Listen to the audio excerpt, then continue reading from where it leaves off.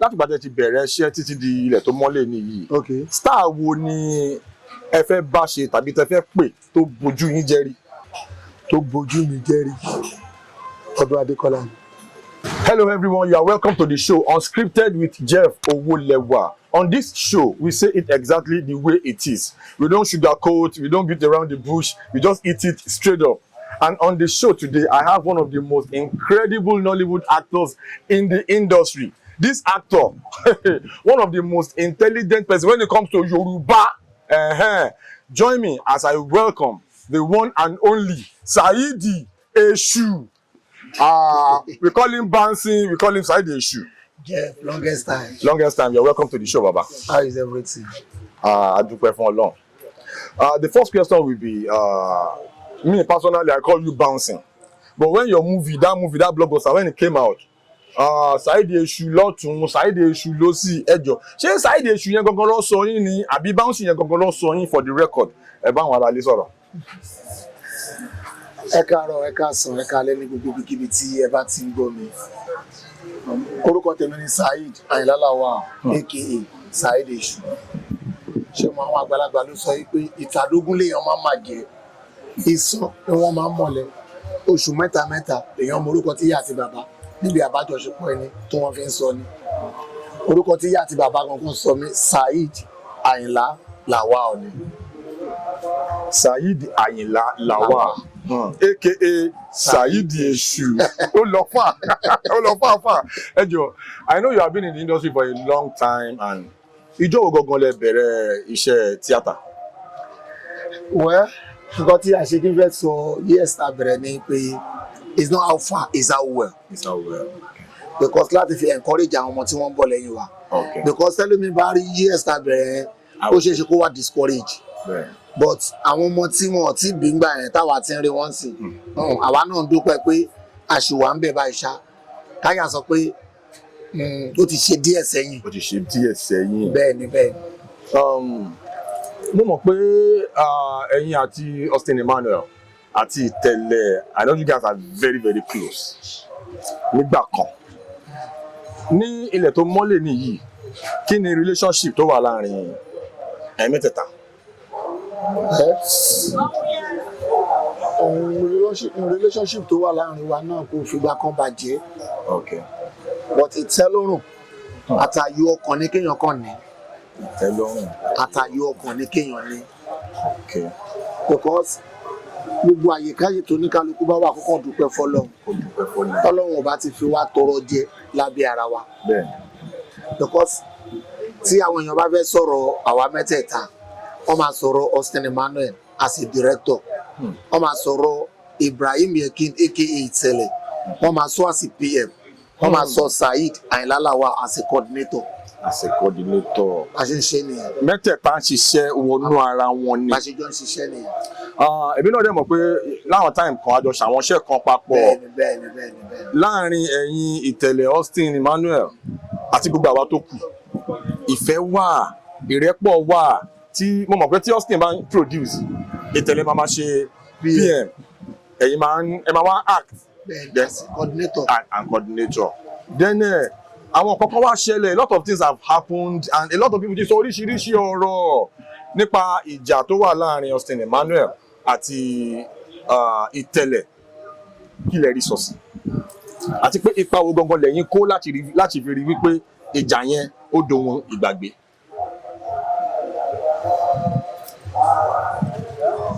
Ẹ̀rí pé mo wà short of word.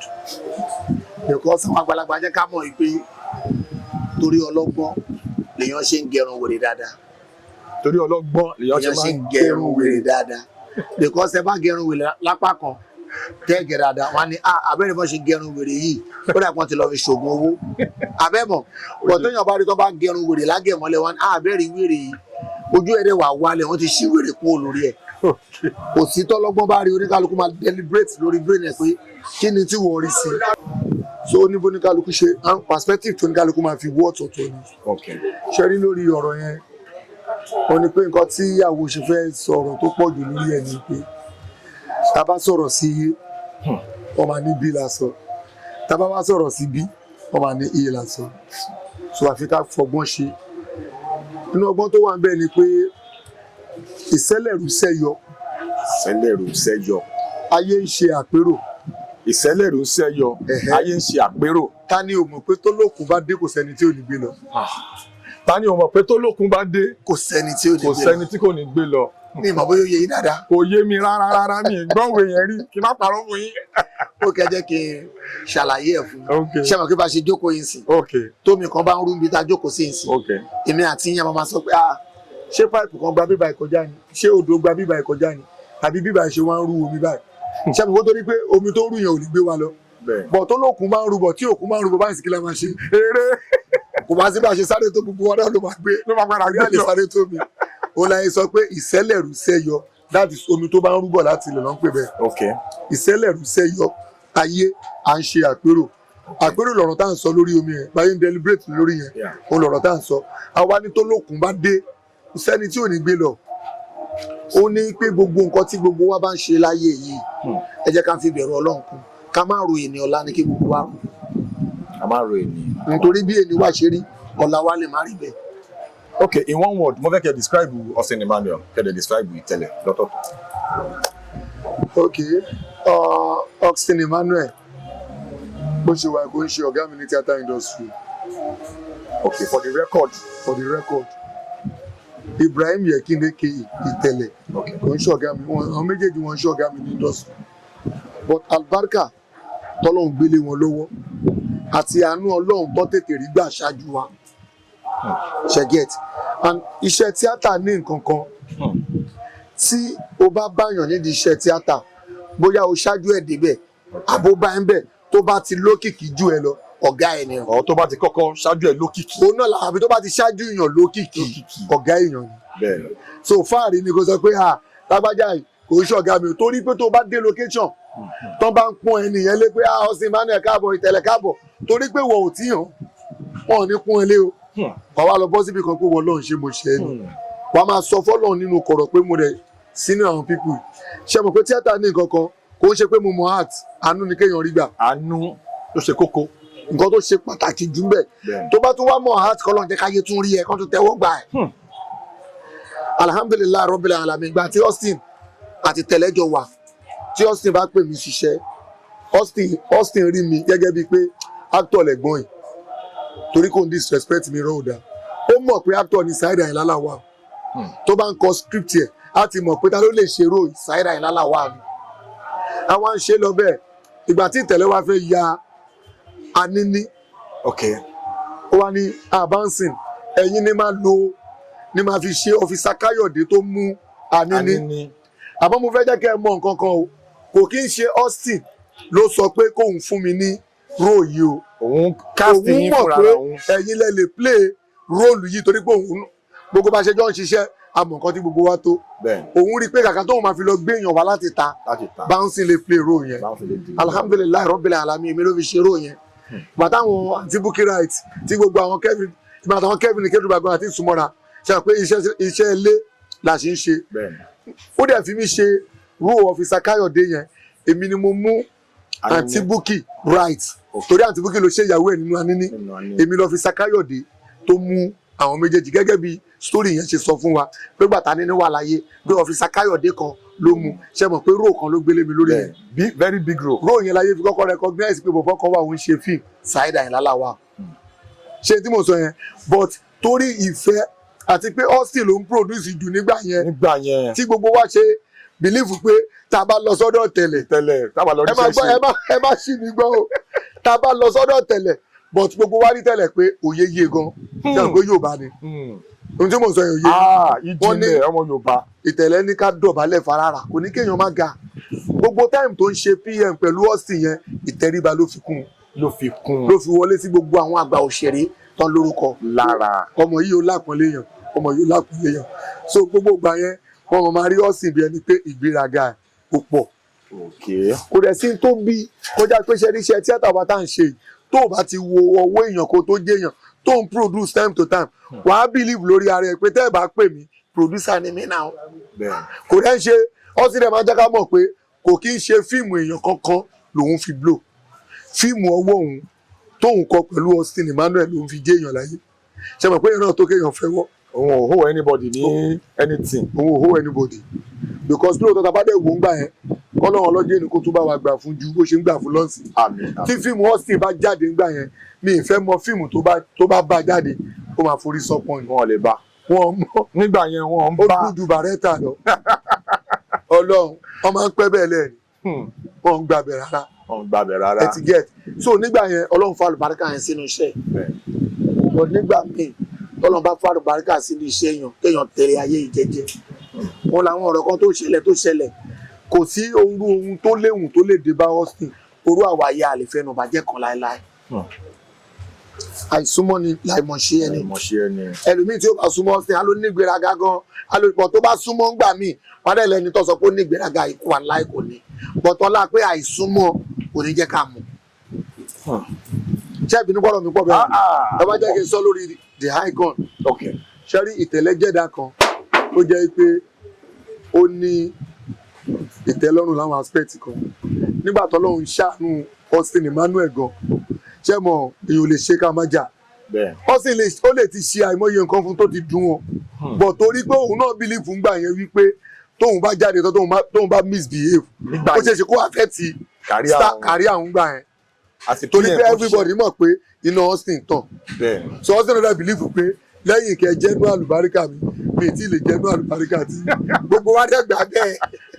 bẹ́ẹ̀ni. so but ẹni tó mọ̀ pé òun wùwà gbéraga ńjọ́ yẹn mọ̀ but ẹni tó wùwà gbéraga yẹn nígbà tá a máa padà gbọ́ ó ní n tó bí ọ̀rọ̀ gbéraga ni pé kí là ń bára wa fà torí ẹ̀ nígbà míì àwa tá à ń ṣe fíìmù àfi ká fi òye kún gbogbo tá a bá ń ṣe o nínú òye tó wà ń bẹ̀ ni pé ó ní kí là ń bára wa fà tá a fẹ́ mú aṣọ ara wa lọlé ológun pé òun débì kíní òun débì kejì òun débì kẹta wọ́n ní lágbájá ìmú aṣọ òun lọ sí pé kóun má jẹ èèyàn mọ́ láyé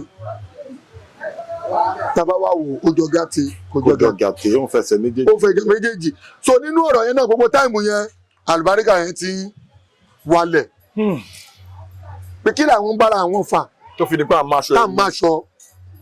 ń máṣọ lọ́ọ̀dí ògùn tá à ń faṣọ ṣe kinní kan láyé mi nígbà tíjà tó bí mi lọ́ba bá mi sọ mi nígbà àwa jẹ́ kó yé wọn gbà yẹn pé kò sí bó ṣe wù kó jẹ́ ẹni tọ́lọ́hun ò bá pa ẹ̀dá kan ò lè pa tó bá ṣe pé bẹ́ẹ̀ náà ló bá rí kò sí tí ó láforíjì nù tí ó bá àwọn òde tó lè sọ pé ó rí bẹ́ẹ̀ torí pé kò sẹ́ni tó evidence mùsùlùmí gbàwẹ̀ ó lóun ò dá tọ́mì tàlàfẹ́ pé kò ṣẹlẹ́rìí ọ̀nà fún abẹ́mọ̀ ni mùsùlùmí lòun gba àwẹ̀ ó wá lóun ò dá ìtọ́mì tàlàfẹ́ pé kò ṣẹlẹ́rìí àfọlọ́hun tẹ́ bá ló mú lọ tí ò bá mú lọ ńkọ́ tábà wá sọ pé kò mú lọ tó bá mú lọ ńkọ́ àárín yẹn Ọlọ́run nìkan lórí ohun tó bí tí ọ̀rọ̀ yẹn fi dìda yín nìyẹn pé mi ní foríjì lágbájá náà wá wò pé ibi mo bá dé yìí àgùntàn ò jẹ lábẹ́ Gẹ̀ẹ́sì o iṣẹ́ ọwọ́ mi tó mi jẹ o akọ̀pẹ́ Ògbómọ̀ṣọ́ mákọ̀ tìbàdàn mákọ̀ tó Ògbómọ̀ṣọ́ mọ́ ohun tí ọ̀rọ̀ yẹn fi gbogbo táìmù yẹn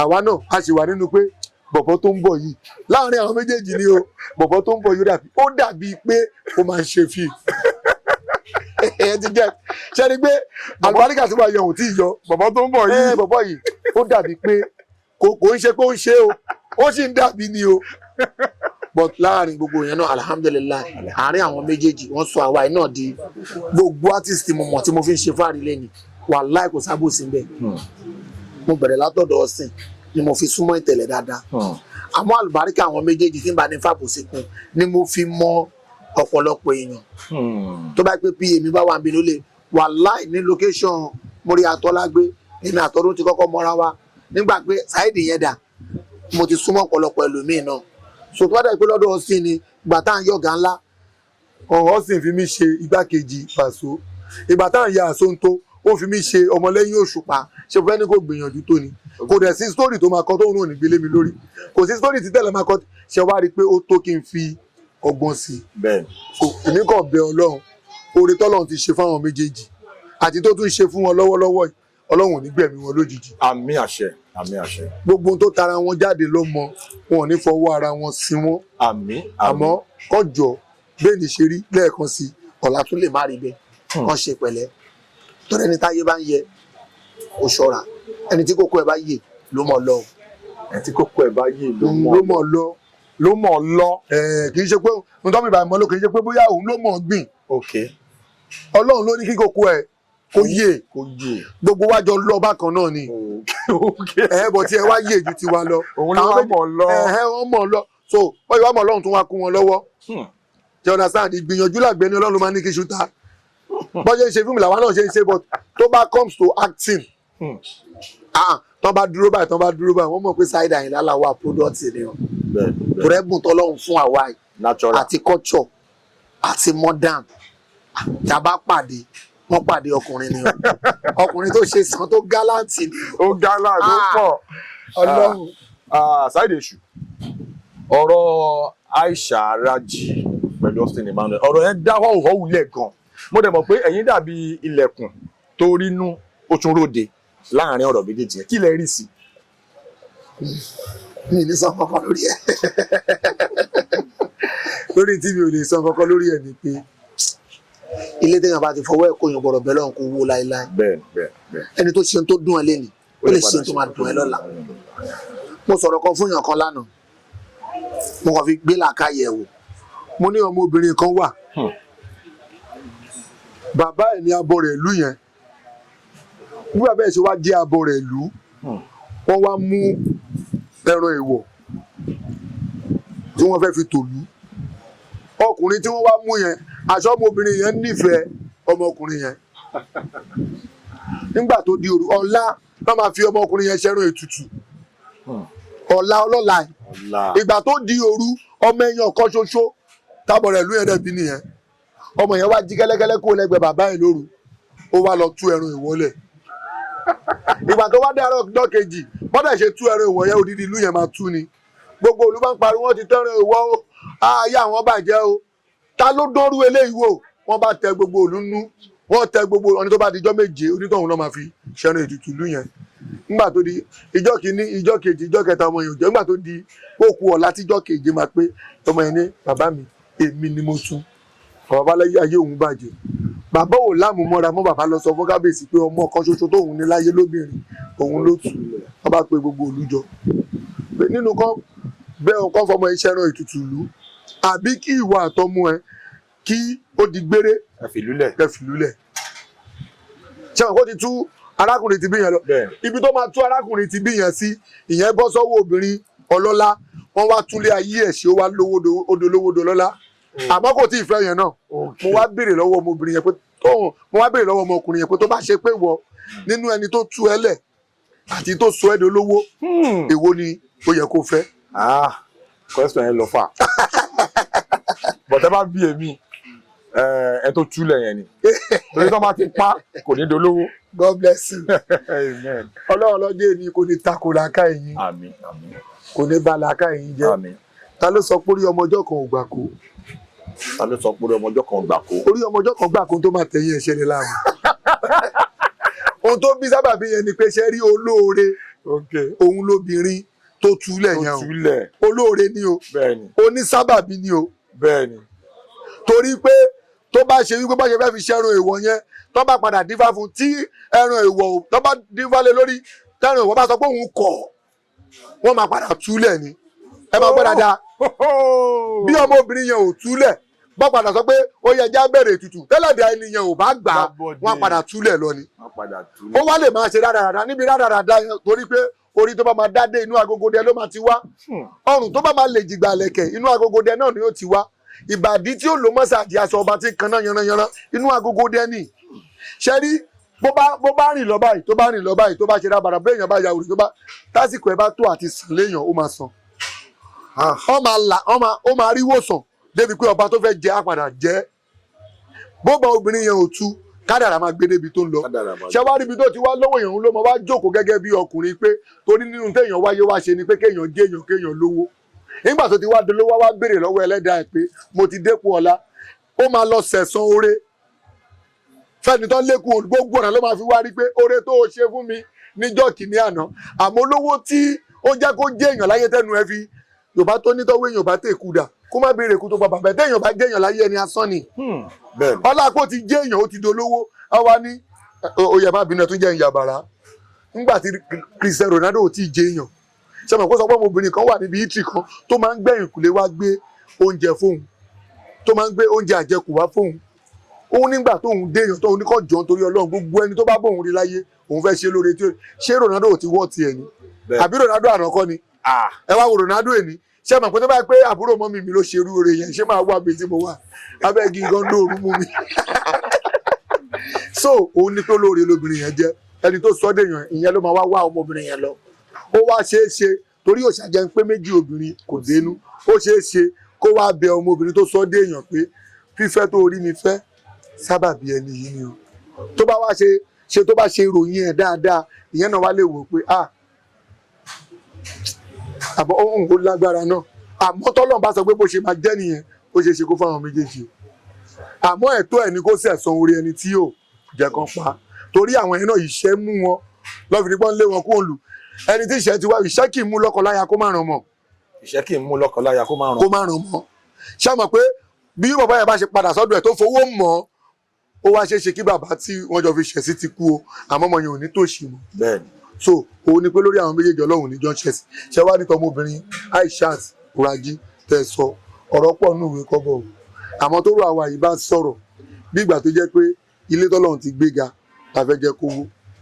ó máa ní advice tẹ́ fẹ́ fún wa ní àárín agede méjì tàbí yẹn àtọ̀tún àtòsì.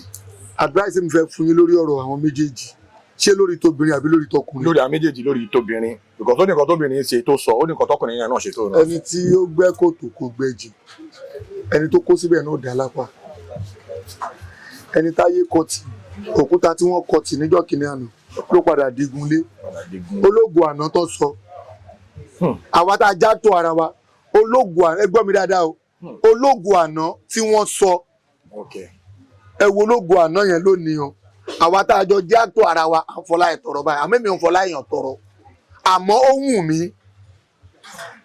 because ẹ mọ̀ báwọn kan ti travel out bẹ́ẹ̀ rí ìgbà tó sì ń lọ yìí ó kẹjẹgbẹ o èmi mo jókòó lójú wíńdò mi wí Ọlọ́run níjọ́ mo tó fẹ́ wo páànù London because tó bá wà lójú wíńdò inú yàrá London wàá máa wo páànù dùnú kó dàbí ti Nàìjíríà yìí tó máa ti dógùn because tó bá yóò wo páànù Nàìjíríà kó lè cause malaria. but Bansin kí ló dé tó yẹ pé after so many years tẹ́ ti mọ́ra tẹ́ ti jàǹfààní ara yín àwọn fíìmù tẹ́lẹ̀ àwọn fíìmù Austin tán recent ones tó ń ṣe kì í sí mbẹ kí ló fà á. ohun tó bi lélẹ̀ ṣe rí ní ìgbà tí tẹ́lẹ̀ náà ti wá rí i pé a belong sọ́dọ̀ òun níwájú Ọlọ́run àtẹ̀yìn òun náà avoid wa pé ẹ tẹ̀lé ẹni tí ohun yìí àmọ́ nǹkan kan tí mo fi dúpẹ́ fọ́lọ́run ni pé tèmi bá ń báyàn ṣe mi kí n dalẹ̀ mo fi Ọlọ́run látijọ́ tí mo ti ń bá ọ̀rẹ́ ṣe mi ń dalẹ̀ ọ̀rẹ́ o ọ̀rẹ́ tí mo rí pé látijọ́ tí mo ti ń bọ̀ rẹ̀ rí tó jàre mi rí láyé mi tó jàre mi rí wọn làlájí Àwẹ̀dá kábíyèsí ní Kétu. Àwẹ̀dá actor. òun nìkan lọ̀rẹ́ tó jàre mi èmi máa ń jàre àwọn ọ̀rẹ́ mi látijọ́ tí mo ti ń bá ìṣẹ̀mí mi bọ̀ ni mo sọ ṣẹ́ni bí mo ṣe pọ́nlé tó òun lọ̀rẹ́ tó jàre ẹ̀mí mi rí tó wù ní mi. kí ni. ẹja fi sábẹ́ ewé kábíyá má bàa ro wa. káfí sábẹ́ ewé kábíyá má bàa ro.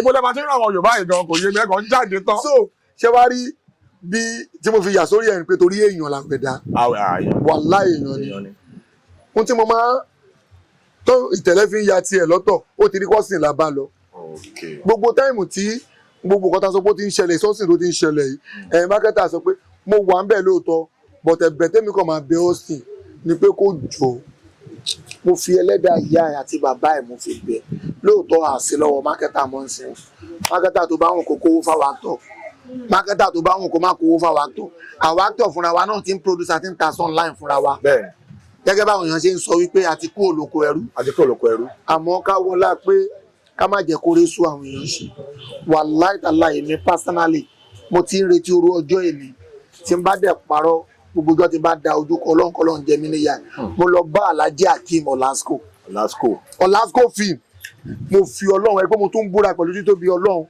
pẹ̀lú títóbi alukurani mo wọlé lọ bá Alhaji Olasco pé ẹ sà wọ́n ní tá a bá dọ́dọ̀ yín lórí ọ̀rọ̀ Austin báwọn mákẹ́tà nìkan ṣe báyìí Alhaji ní tó bá jẹ́ pé òun bá lọ́wọ́ sí nínú ọ̀rọ̀ Austin bó ṣe wálẹ̀ àbóhun wà nínú àwọn tó sọ pé kó má lo Austin mọ́ gbogbo ọmọ tó ń bí kọ́lọ́n fi pọ́n lójú. Olasco fúnra ara tí wọn n bá parọ́ kí n má ṣe oríire.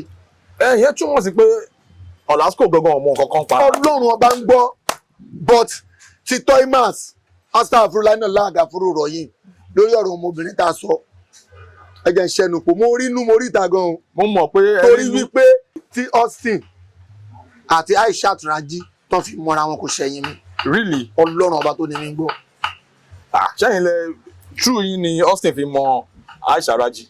Ọ̀rọ̀ tí mò ń sọ yìí mo gba ìpè lẹ́nu ìyàwó Austin pé ọ̀dàlẹ̀ tó pè mí ẹ̀yin olórí burúkú ẹ̀gbọ́n yìí ohun tí ò jẹ́ lókìkí nìyẹn ẹ̀yin aláyé bàjẹ́ ẹ̀rí tẹ́ ẹ̀ ṣiṣẹ́ tíátà bẹ́ẹ̀ ni bẹ́ẹ̀ ni jẹ́ èèyàn bóyá pé òun kan ló rọ olúwẹ̀ mi tiẹ̀ ìyẹn Jùmọ̀kẹ́. Ọlọ́run ọba ó gbé mi ṣépè kan débi pé mo wá ní àdẹ lọ́fíà àtúbọ̀rọ̀ sọ̀rọ̀ torí pòdùsà ni tá a bá tún fún lésì àtúníwà nù fíìmù ṣẹ́ni pàwọn náà rẹ̀ sí díẹ̀ tá a bá fọ èsì ńgbà yẹn but ọba tó rí i pé aláfaradà àdẹ láyọ̀ ọkàn anítẹ̀lọ́rùn ìgbà tó rúkọ Austin yẹn tó dá bó ṣe ń dá yẹn tó ń dá bó ṣe ń dá yẹn á ṣe gbogbo ìgbìyànjú táwa náà lè ṣe àmọ́ kò sẹ́ni tó lágbára tó bí Ọlọ́run. bẹ́ẹ̀ bẹ́ẹ̀.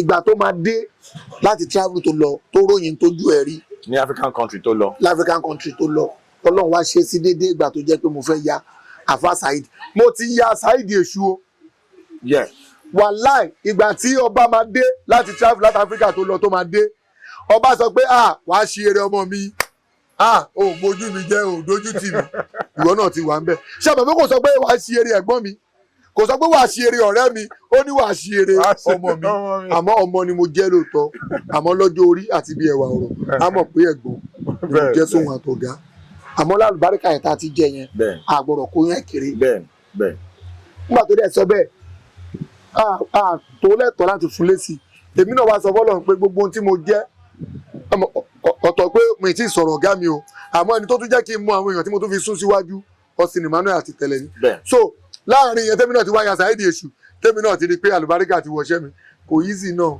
kéèyàn tó lè ya fíìmù kí Davido polówó ẹ̀ mo ṣe ń bọ̀ bí kéèyàn tó lè ya fíìmù kí Qdot ti polówó ẹ̀ mo ṣe ń bọ̀ bí question kéèyàn tó lè ya fíìmù kí Saheed Òṣùpá polówó ẹ̀ òun náà dẹ̀ rí ibi tó wà pé àlùbáríkà wọ̀ṣẹ́ mi àmọ́ gbà tó débi láìláì àti mo dọ̀bálẹ̀ fún ni pé àlùbáríkà ẹ̀kún tèmi ó bá ní o ṣe mo dúpẹ́ pé o ò bójú mi jẹ́ kádìgbò òun ṣe lọ yẹn àwọn ọmọ tóun àwa nìyẹn o àwọn ọmọ tóun filẹ̀ tóun ò rí yìí tó gbéra ìbànújẹ́ lòun máa bá dé Ọlọ́run ti wá kẹ́mi mo wá fẹ́ ya àfa Saheed ó wá jẹ́ project of 11 million. wow. bó ṣe dé báyìí tó ti pè mí pé òun bọ́ báyìí mo ti lọ gbà lulẹ̀ bó dẹ̀ ti pé ẹ lọ wo múfì tí mo ń sọ yìí mi ò ń lo actor kékeré gbogbo àwọn actor mi ti wà lórí ìjókòó mo ṣe gbà tó máa wọlé báyìí táìmì rẹ̀ ni ó lì tó máa wọlé báyìí mo fi dùnú àtayọ̀ mo fi yẹ sí pé ọba ló dé yìí mi ń jábọ́ lójú ẹni pé ṣé àṣìlè pọ́n òun lé báyìí nígbà tá a bá pọ́n ẹlẹ́yà bíbí ṣólóore ni wá gbogbo àwọn students we have more than 150 students gbogbo wọn ni wọ́n bẹ́ẹ̀ mo tọ́ dọ̀bálẹ̀ fún ta pọ́n lé pé ọba àṣẹ gbogbo bá ṣe ń ṣe yẹn àṣẹ inú ń bí àwọn kan wàláì inú ń bí wọn gan o director mi tó fẹ́ direct fíìmù náà lọ́dún náà lọ́kọ́ lọ́ọ́ máa ṣàforíjì fún gbogbo ibi tó bá dájú kan wájú Ọlọ́run ó ní Saheed kí ni gbogbo pálapàla yìí kí ni eléyìí wàláì fún tó dẹ̀ dánwò yẹn mi nílò mo ní ẹ̀sà tó bá ṣe pé kò tí ì dé sí Nàìjíríà ni lẹ́lẹ̀ sọ bẹ́ẹ̀ ṣẹ́ni tó ti wà lórí ìdúró yìí ó ti dandan tó bá ṣe pé torí ẹni yìí lẹ̀ ṣe ní bá mi direct fíìmù ẹ fi fíìmù mi lẹ̀ o torí pé kí n tó mọ̀ yìí òun ni o wàláì bí mo ti sọ fún director mi yẹn nìyẹn tẹ́ bá ti mọ̀ pé ẹ nílò kò sí dẹ́ lè sọ fún mi bóyá tó bá dijọ́ mi kẹ́ bá mi direct àṣẹ bí mo yẹn sọ̀rọ̀ yẹn bí wọ́n nú wọ́n ti lọ bá mákẹ́tà mi nìyẹn movie house nílá yé kò ń ṣe inú fíìmù òun ibi tá a ṣe rí ọ̀rọ̀ owó project ti fẹ́ tú nìyẹn kò ń ṣe inú fíìmù òun lè máa lo Austin sí kò sẹ́ni tó lè bóun sọ mo ní ẹ̀sà ó níye tẹ́lẹ̀ fẹ́ kólẹ̀ fún mi o ó níye tẹ́ ṣe fún mi o èmi tí mo fẹ́ jẹ́ producer ó níye tí mo ti kólẹ̀ ẹ̀sà tó bá jẹ́ pé owó tí mo fẹ́ jẹ yín yẹn ẹ fún mi lọ́sẹ̀ méjì ẹ fún mi ní ọ̀sẹ̀ méjì owó tẹ́ ẹ kólẹ̀ yẹn torí mi níbẹ̀ lọ́n kì í ṣe ilé ìbàjẹ́ máa dá owó yẹn padà fún yín toró máa wà ń bẹ̀ ó ní tó bá wà ń bẹ̀ òun ò ní ta mo ní mo tún fọ Ọlọ́run bá búra ọ̀gá ó máa wà ń bẹ̀ akẹ́kọ̀ọ́ mi rẹ̀ bínú wé rẹ̀ gbé mọ́tò rẹ̀ lọ Bismillah Rahman ẹ̀jẹ̀ ìṣàdúrà fúnra mi báyìí bẹ̀rẹ̀ production nìyẹn pẹ̀lú ìyọ̀ǹda Ọlọ́run àtàánú Ọlọ́run ó ṣe fọ́ọ̀sì fọ́ọ̀sì tó yanrantí gbogbo bó ṣe ń ṣe làwọn kan wà lẹ́yìn ṣe àti lélẹ̀ àbẹ́rẹ́ bó ṣe ń ranjú ọ̀fẹ́ kan fẹ́ fọwọ́ rẹ̀ bá mo ní kí n fọwọ́ ara mi bà fíìmù mi jẹ́ lórí Austin ẹ jẹ́ ń sẹ̀sán oore yẹn fún so alhamdulillah gbogbo fíìmù tó dẹ̀ ń yà gbà tó ya ọmọ Agége I was there alhamdulillah ngbà mo dé ọmọ Agége gbogbo Agége gbogbo under bridge yẹn àtàwọn ọmọ SWAT lọ gbà pé Saheed Osude tí kábíyèsí náà dẹ̀ rí i pé nínú àwọn ọmọ tó ń tẹ̀ lóhùn àlùbáríkà kan ló jáde ṣe mọ̀ pé gbà mí a máa ń ṣe fáàdì ara wa pé ṣe lágbájá lórúkọ tó mi. bẹ́ẹ̀ni máa ṣẹlẹ̀. so but ìwọ táyé ò báyìí tìrì máa ròyìn ara ẹ̀ páyé ti rí ẹ jẹ́ ká yé rí ẹ tán tán bá láyé ríyàn tán ayé ti rọ́dún tán. Saheed Osude mo in the course of your career mo notice àwọn kankan nǹkan tẹ́ bá dáwọ́lé ó máa ń ná àwọn àlùbáríkà kan tó yìnbọn bá ń pè ní legacy lára àwọn legacy yẹn because first time tẹ́lẹ̀ máa meet ìjọba landẹ̀ orí set yìí ni. bẹ́ẹ̀ni Ọlọ́run first Yorùbá movie tó máa kọ́kọ́ ṣe láyé ẹni Afa Saheed. Then another thing tí mo tún fẹ́ highlight nínú fíìmù nínú Saheed Osude ni mo tún fẹ́ sọ ń sìn another legacy lára àwọn iṣẹ́ yín òun tún ni Sunday Jatto. God bless you. pé wọ́n mọ èèyàn fíìmù yín ni wọ́n fi mọ Sunday Jatto. ṣẹ́rí tó bá pẹ́ lórí yẹn awakọ̀ Ọlọ́run ni ọ̀ ṣẹ́rí lórí ti Saheed Osude yẹn bóyá kí n forúkọ bò wọ́n láṣìírí àwọn tọ́lọ́run fi àlùbáríkà sí iṣẹ́ wọn nínú Saheed Osude lásán àwọn 5 ni tálùbáríkà yẹn dẹ̀ ṣe ń bá wọn dè ní. tó jẹ́ pé fíìmù yẹn lọ́lọ́ fi yẹ kan rí wọn.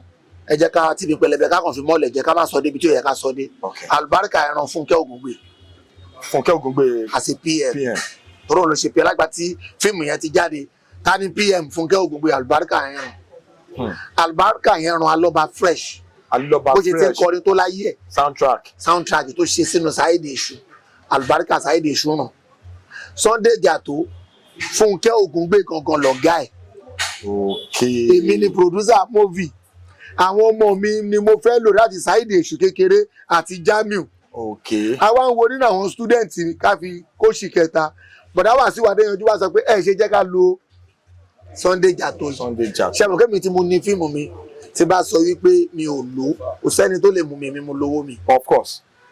but nígbà tí Sunday Jatto ọ̀hún náà máa ṣe interview kò dárúkọ pé Saheed Àyìnlá wà ló jẹ́ kó ń jẹ́ nǹkan kan.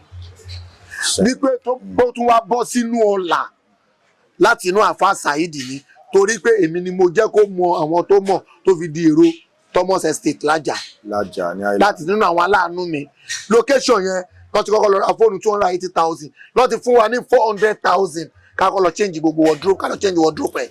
Wow. lẹ́sẹ̀kẹsẹ̀ change wardrobe ẹ̀ pẹ̀lú 400,000 wọ́n tún lóru aṣọ wo lára ẹ̀ àwa tá fúnṣọ èèyàn orí yín dàrú ni ṣe mọ́tẹ́ ṣe ṣá sórú aṣọ òṣì abákáwọ́ gbéra pé lẹ́ni tó jẹ́ pàwọ́lá ẹ̀yin lẹ gbé. jẹ́mọ̀ àtẹnujẹ aṣẹnuwó ni o torí gbà tá a bá sọ̀rọ̀ sólóore ṣáàtú fún wa lówó mi mọ̀ so ẹ wá wo òun náà ìgbà tí ó máa ṣe interview kò sọ oore tí Saheed Àyìnlá wá sí. kò acknowledge kò acknowledge mi but èmi ò kí ń ṣoore fẹ́yàn mo ṣoore fọ́lọ́run tí ó bá yẹ pé bẹ́ẹ̀ ṣe bí mímì ní sọ́lọ̀ bẹ̀. but irú àwọn kan bẹ́ẹ̀ yẹn kò yẹ kó máa rí bẹ́ẹ̀ torí pé yìnyín kẹ́ni lè ṣe mí ibùnà Ọlọ́run gan tí tọ́lọ̀ bá ṣoore fún yàn kò jẹun kò gbowó ọpẹ́ ni at least kí ọkàn acknowledge èèyàn ṣé bó lè acknowledge Justin emmanuel látàárọ̀ yàtí àti tẹ́lẹ̀. ṣé ẹ believe pé ọmọ kan náà tún wà bẹ́ẹ̀ Tanṣo kan náà. Tanṣo yẹn ni mo fi ya bọ̀dá Saheed concept tí mo wá lò nínú bọ̀dá Saheed pẹ̀lú physics mi mo ètò ìyàrìndín ni mo ṣe nínú fíìmù yẹn káyé lè ra wọn. wọ́n dẹ̀ play role yẹn perfect ó ń parí bọ̀dá Saheed yẹn báyìí ẹni tó máa kọ́kọ́ pè sí next project bọ̀bọ̀ tó wà ní Ìbàdàn director Ìbàdàn yìí ni. Wahab àbí kí lórúkọ ẹ̀ tó máa ń dirun sí director kan tó wà ní Ìbàdàn.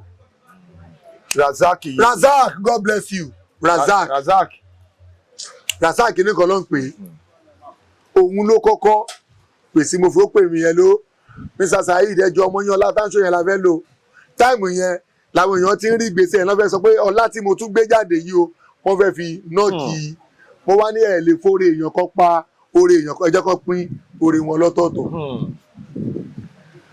so oore tá a bá ṣe fàdìyẹ ò gbé tó bá pẹ́ títí aṣọ mi toro sí ni lẹ́nu.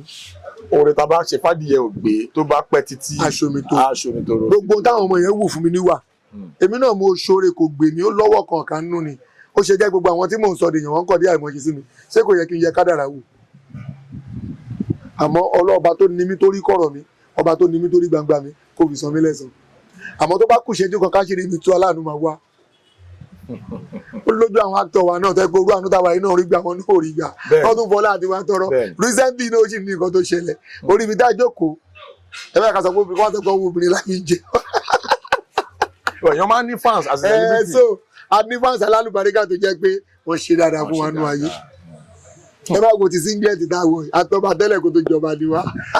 Relationship ló wà láàrin ẹ̀yin àti ìjọba Landẹ àti àwọn torí legacy yín kò sí wọ́n ilé sọ̀rọ̀ Sunday Jatto tí wọ́n ní sọ̀rọ̀. tó bá dárúkọ Saheed Àyìnlá Làwà tó bá dárúkọ Látànṣu wọ́n dárúkọ Saheed Àyìnlá Làwà.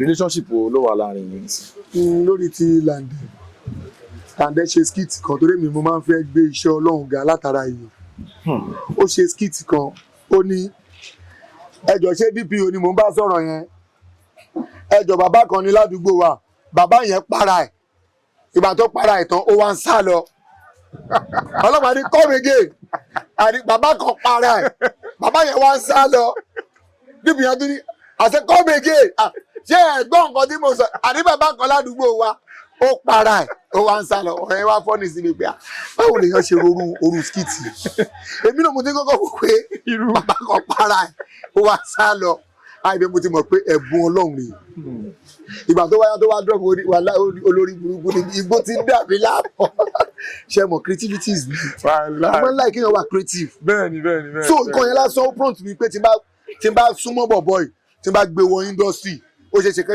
inú ẹ̀ tàn òun ni mo fi ṣe pé nínú story yẹn pé nínú ọmọ bàbá wa o òun náà wà nínú ọmọ bàbá mi nínú Àfáà Saheed yẹn pé nínú àwọn ọmọ bàbá yẹn tí ò gbádùn ayédè tara fíìmù yẹn náà tóun náà sọ fún mi pé wọn mọ̀ kó wà láwa ní Yorùbá mú mi bẹ́ẹ̀ àlùbáríkà dẹ̀ ti wọṣẹ́ tiẹ̀ náà. ìgbà tí àwọn Davido repost Saheed Èṣù yẹn tó go viral tí gbogbo ẹ lọ tí qdot tí gbogbo ẹ àwọn experience wo lẹ ní láwọn táìmù yẹn.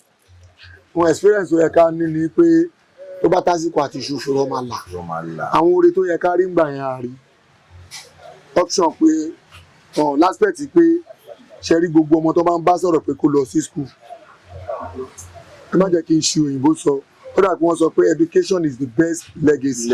Am I right? bẹ́ẹ̀ni because máa ń ṣọ́ òyìnbó sọ ni. education is the best legacy.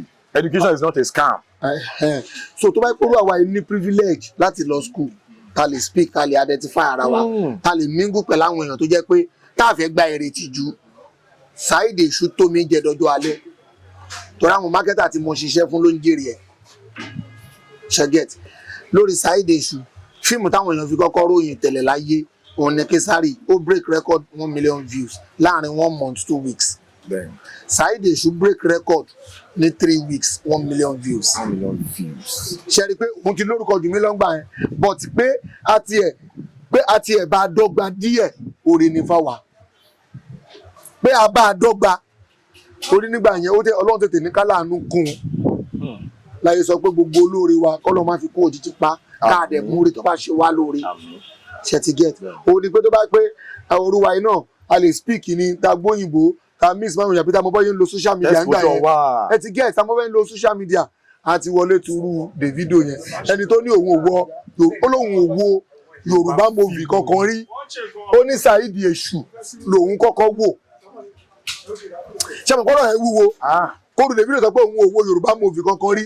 Davido sọ pé òun wo Yorùbá film rí. ẹ lọ ó ṣe wọn YouTube náà gbà tí àwọn tó interview yẹn béèrè lọ́wọ́ ẹ̀ pé tí ò bá lọ sí show pé kí ló máa ń ṣe lé ó ní at times kóun wo Big Brother Naija or kóun play game or kóun wo movie ó wá lórí movie wo wá ní Yorùbá movie pé òun ò kì í ṣe pé òun like Yorùbá movie láti wò but ẹ̀kọ́ tó wà across fíìmù Saheed Èṣù pé first Yorùbá movie tóun kọ́kọ́ accept lọ́kọ̀ òun pé movie rẹ̀ Saheed Èṣù tóun jókòó wò full part 1 and 2 àlùbáríkà. so ṣé wá níbi àwọn ọkọ náà tí qdot fi kọrin pé mo wo Saheed Èṣù mo wo Saheed Èṣù part 2 lọ́ti bá fíìmù jẹ́ ẹjọ́ ọ̀pọ̀lọpọ̀ èèyàn understand wọ́n believe pé bóyá ó ń bú mi ni. kí ni point yẹn gangan? God bless you bàbá Ọlọ́run ajáre yín pé kó jíjò nípa yín. àmín. ó ní mi ò bá ti gba 10 million fáwọn oní sport bet because mo ní ọ̀rẹ́ kan olówó Yusuf wọ́n ṣépè sport bet fún mi òun ló kọ́ jẹ́ kí kọ́kọ́ mọ̀ pé kankan wà tó jẹ́ sport bet ẹ ti gẹ́ ó ní mi ò bá ti gba 10 million Arsenal ló bà géèmù jẹ́ ẹjọ́ ṣé mọ̀ pé ó sọ pé ìgbà tí géèmù ti bàjẹ́ ó ti bàjẹ́ náà kí ló ń rojọ́ pé Arsenal ló bà géèmù jẹ́ fún ẹ ti rí bẹ́ẹ̀ yẹn ó ti yé mi. ṣé mọ̀ bí kí n máa wò pé ó yẹ Ọlọ́run géèmù ẹ̀yọ̀ kan ló kó Arsenal ló kù kásìnà wà bàjẹ́ gómà ní Ọlọ́run àbúrúkí lórí burúkú wọlé bí ìbádẹ́ ti gba 10 million yóò Arsenal ló bà géèmù jẹ́ ẹjọ́ ló kù. ẹjọ́ náà fi bà fíìmù jẹ́ nǹkan tó tọ́ láti sọ ẹjọ́ kọ́ ẹ̀ tí ì gẹ́ tiẹ̀ ṣé mọ̀ pé nísìnyí ó play tẹ́tẹ́ ó yẹ kó jẹ géèmù kan wá bàjẹ́ nígbà tí géèmù kan ti bàjẹ́ yẹn ó ti bàjẹ́ nìyẹn ó nídìí àti rojọ́ mọ́ tó máa rojọ́ kó máa kùn ìyẹn lẹ́jọ́ tó ń sọ o ó wá ní mo wo Saheed Èṣù part 2 náà ti bà fíìmù jẹ́ ẹjọ́ ó ní fíìmù ti ya fíìmù ẹ̀ ó bàjẹ́ o kò bàjẹ́ o ẹjọ́ yín nìyẹn máa rò kiri èmi ló fi support ó bàjẹ́ o kò bàjẹ́ o ẹjọ́ yín nìyẹn ẹ máa ó dàbí pólé nǹkan sọ pé ẹjọ́ yín rèé ẹ máa wí bẹ́ẹ̀ kiri èmi ló fi pọ́nlé bọ̀ lẹ́yìn ọmọ àṣà ni ọlá orin tó bá kọ yẹn ọlọ́bí Saheed Èṣù ṣe dùn tó part 2 lọ ti bà fíìmù yẹn jẹ́ èmi tí mo lọ̀rọ̀ because èmi bá ń kọ story tèmi mi kì í ṣẹ̀dá tó máa ń kọ story sílẹ̀ ẹ̀bùn tọ́lọ́run fèmí ni pé tí n bá jókòó báyìí bàbá bí mo ṣe ń wò yìí máa sọ story táyé máa fi gbà pé ọ̀gá ni lórí ìjókòó yìí ó kì í sọ wípé gbàtẹ́ wà ń kékeré bàbá tó bí yín sọ fún yín wípé fìfẹ́ hàn mí bó ṣe ń lọ gba rìsọ́ọ̀tì ẹ̀ wáyìí tó bá fi lè gbé ipò kíní máa ṣe ń tó nígbàgbé fún ẹ láyé ẹ bàbá téèyàn dẹ̀ ti mọ̀ téèyàn ti mọ̀ bó ṣe ń ṣe dáadáa síyàn kí ìyá iná wá jáde pé owó lẹwà ṣùgbọ́n tí dáadé ẹ̀ sọ mọ̀ pé àsọ̀rọ̀ má tà sí ni tóru wọn bá sọnù ó yẹ ká wà o tí o bá fi lè ṣe pò kíní bó fẹ́ lọ gba rìsọ́ọ̀tì báyìí lóòótọ́ èmi náà máa jọ ẹ lójú tó nígbàgbé mọ́ láyé ẹ ọmọ yẹn dẹ̀ lọ sí skul bó ṣe ń bọ̀ láti skul báyìí ó bàjá tó bí àti màmá tó bí ó bá wọn nú àgbàrá ẹ̀jẹ̀ nínú sitting room ṣọmọ yẹn lè gbàgbé mọ́ láyé ẹ̀. kò ní gbàgbé mọ́ láyé. ṣàrí pé àwọn méjèèjì ṣe tí ò ní gbàgbé fún ọmọ yẹn wá ń pariwo ṣé ń tí ẹ lé ẹ máa ṣe fún mi rèé pé ẹ ní gbàgbé máa mi ariwo tó wá pa yẹn ó jẹ́ kọ́mọ yẹn lose brain ẹ̀. nínú bó ṣe lose brain ẹ̀ tó yẹ káwọn ẹbí kan mójútó balaisi má fọwọ́ kan mọ́tò ọ̀kan yìí o òun mọ̀ yàn láàyò òun mọ̀ ní ogun tí ò ń ṣe ti yín. ó tó kéèyàn sunkún àbí ó tó kéèyàn sunkún. so àwọn òun ṣẹni tó kàn máa gbé báyìí tó máa ló ń kọ story náà bí mo ṣe jókòó máa sọ different story tó jẹ́ pé kọ́lọ́hún ọlọ́jọ́ ni kó kún wa lọ́wọ́ ká rówó yá Saheed ọmọ eléégún á speak well inshallah. ìyẹn ń bọ̀ lọ́nà. inshallah bí kúndẹ́rà tó láì pẹ̀lú àlùbáríkà ọ̀rẹ́ mi Yusuf yẹn torí èèyàn ni. Saheed ọmọ eléégún. oh my god ó máa fantastic. àwọn artist wo ni à ń wò.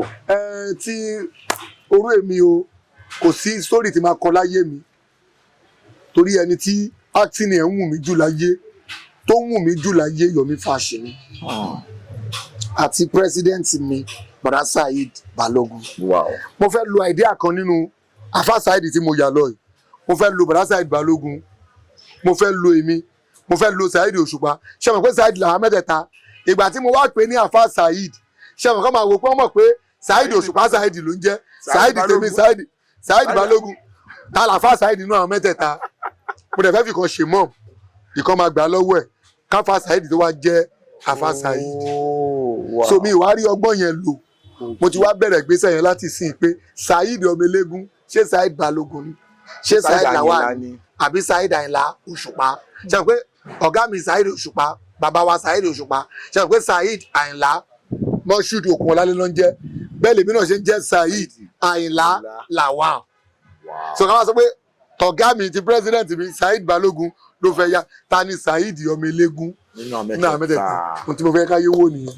ṣé ẹ ti rí nípa story writing creativity ni o kò kí n ṣe gbọ́dọ̀ tó bá ní o. that is it. tí èèyàn bá wà níbẹ̀ ṣe ní èyí ó máa ń ní àwọn support kan tí irú yín báyìí máa ń need. ọlọ́run adé túbọ̀ máa grant yín ní àwọn support yẹn lágbára ọlọ́run. débi tí mo fẹ́ tẹ̀síwájú lórí question yìí ni pé láti gbàtẹ́ ti bẹ̀rẹ̀ iṣẹ́ títí di ilẹ̀ tó mọ́lẹ̀ nìyí. star wo ni ẹ fẹ́ bá ṣe tàbí tẹ fẹ́ pè tó bojú yín jẹ́rí.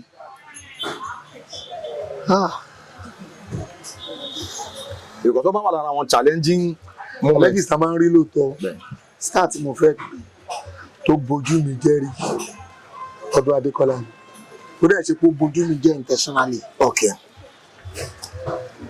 mo fẹ́ ya Saheed Èṣù.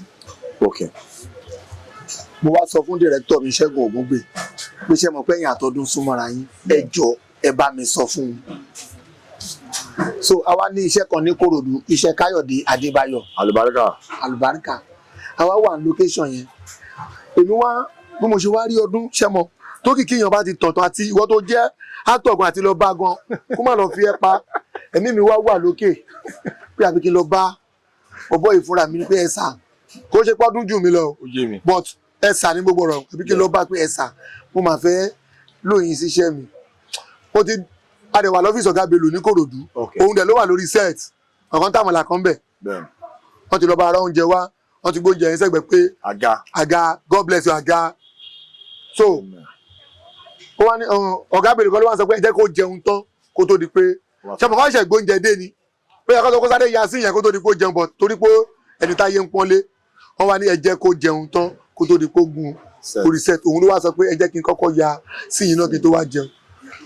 Àǹfààní méjèèjì yẹn pé bọ̀bọ́ yìí tó bá kú lórí set oúnjẹ ló mú wa jẹ ṣé màá tún máa lọ rò lẹ́jọ́ lórí oúnjẹ ni ó tún jẹun tó ìbẹ̀rẹ̀ pm ti dúró tì pé ẹ̀sà aṣọ tẹ́ máa wọlé lé ibi tí mo ti ń sọ ọ̀rọ̀ yẹn tí mo fi ṣàdúrà fún Jagaban ni pé Jagaban dẹ́ ń wò yẹn ó ya wèrè gan wá ṣe burúkú ṣeré ní o. Kazeem Jagaban Kazeem máa ń fi hàn ní kò ń bẹ̀rù èèyàn bá ní Kazeem mo fẹ́ lo ọdún ni ìdẹ̀mọ́ bí ṣe máa ó lè fẹ́ lu ọdún ló wá ń ṣe bí àrùn tí ń bí kí ló ṣe bàbá má bọ̀ ọdún ń gbọ́ Ṣẹ́gun òpẹ́ pé o fẹ́ bẹ́ẹ̀ ní ṣiṣẹ́ ni mo ní má ṣe bẹ́ẹ̀ má tẹ̀ mí kí ló tẹ̀ mí mọ́lẹ̀ fún tọ́dún wá jẹ́ ní tí mi ò lè pé ń bọ́dún sọ̀rọ̀ wọn ni bó ṣe bá sọ̀rọ̀ yìí gan kò ní wà ọ̀gbẹ́ni kóṣì kó lẹ́gbẹ̀ẹ́ mi jà kò ní wá bo ẹ ti gẹ̀ ṣe bó ṣe ń sọ yẹn mọ́ òfin ṣe lè yí o ṣe mi ṣí èèyàn fi ọ̀rọ̀ lọ but wàláì gbogbo bó dẹ̀ ṣe ń sọ̀rọ̀ yẹn náà bóyá ọdún ti mọ̀ fún ní ìwà ẹ̀ ọdún gba bẹ́ẹ̀ ni o